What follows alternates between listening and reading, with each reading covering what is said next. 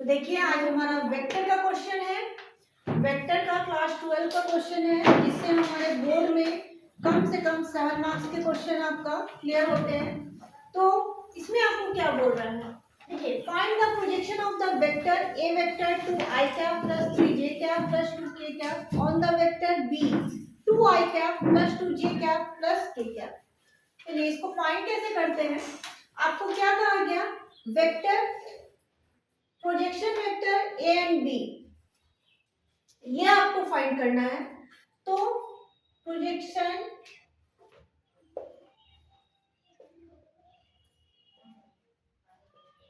Vector A on B, ये आपका हो जाएगा vector A dot vector B upon magnitude of B. Clear. Vector A आपका क्या है, 2i cap plus 3j cap plus 2k cap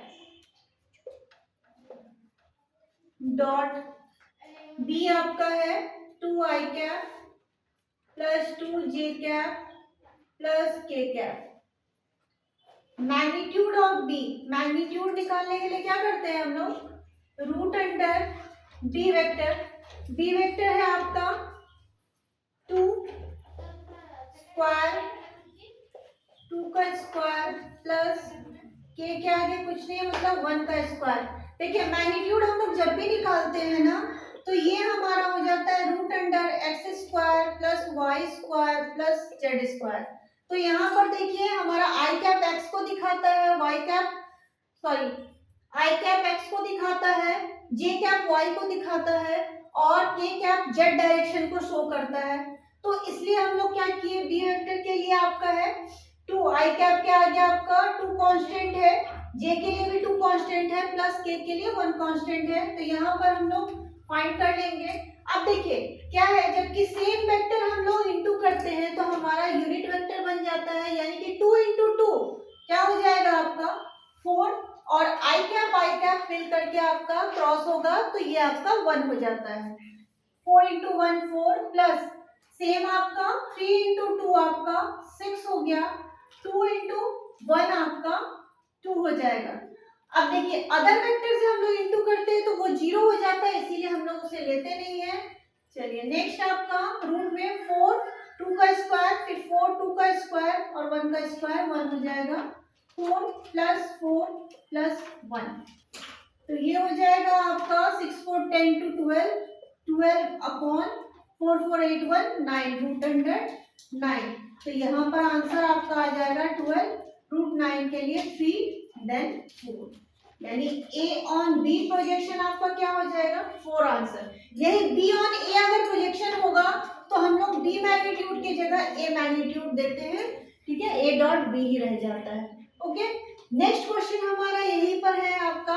यहाँ पर सेम चीज आपका यूनिट वेक्टर आपको गिवन में है, ए क्रॉस बी जो है ये आपका यूनिट वेक्टर आपको बोल रहा है, मैग्नीट्यूड आपको गिवन है और एंगल आपको फाइंड करना है A vector and B vector.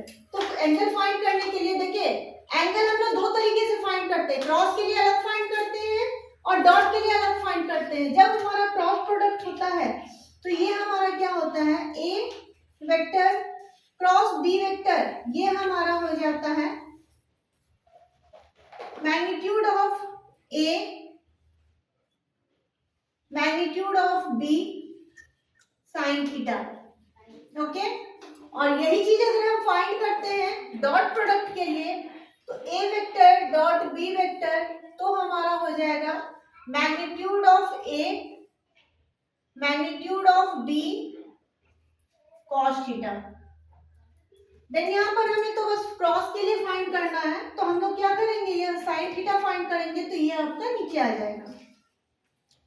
तो साइन थीटा इक्वल टू हमारा हो गया A cross B upon magnitude of A then magnitude of B. तो ए क्रॉस बी हमारा क्या दिया हुआ है, यूनिट वेक्टर है, इसलिए ये हो जाएगा 1 इंटू 1 अपॉन, और यहाँ पर आपका दिया हुआ है magnitude of A 2 into magnitude of B 1/√3। यहां से हम लोग अगर फाइंड करते हैं तो ये हमारा हो जाएगा साइन थीटा इक्वल्स टू √3, ऊपर हो जाएगा √3/2। तो √3/2 साइन थीटा में किसका वैल्यू हो जाता है? तो साइन थीटा इक्वल्स टू यहाँ पर आपका साइन 60 हो जाएगा।